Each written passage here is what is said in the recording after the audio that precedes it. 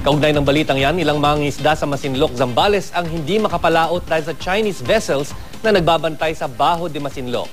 May ulat on the spot si Victoria Tulad. Victoria.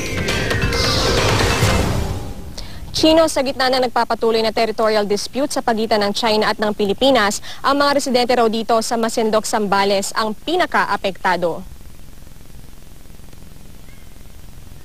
Isang beses pa lang daw nakakapunta sa Panatag Shoal o Baho de Masinloc si Tatay Emiliano. Ayon sa 62 anyos na mangingisda, isa iyon sa pinakaswerteng araw ng kanyang buhay.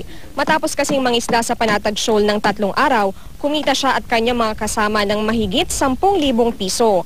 Kadalasan, 300 piso hanggang 500 piso lang daw kasi ang kanyang kinikita sa loob ng 3 araw. Sa kabila nito, hindi na raw babalik sa Panatag Shoal si Tatay Emiliano dahil sa mga Chinese vessel na nagbabantay doon. Kaiba kay Tatay Emiliano, si Dodong pilit pa rin daw pumupuslit sa Baho de Masinloc. Ang pinakahuli niyang punta ay nito lamang Marso. Doon daw kasi talaga marami ang huli kaya't kahit delikado, nagbabaka sakali silang mangisda sa Panatag Shoal. Isa pa, 15 anyos pa lang daw siya ay doon na sila naghahanap buhay kaya't hindi nila ito agad-agad maiiwan.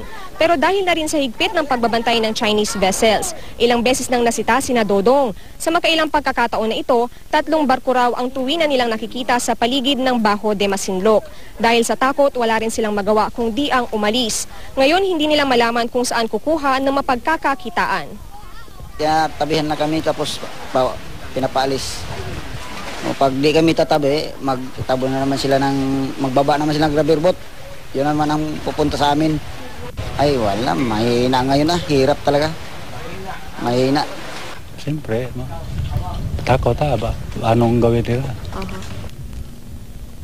Chino, ayon sa lokal na pamahalaan, malaki ang epekto ng mga nagbabantay ng Chinese vessel sa Panatag Shoal sa mga residente dahil nga karamihan sa mga residente dito sa Masinloc, Zambales ay mga mangingisda. Chino?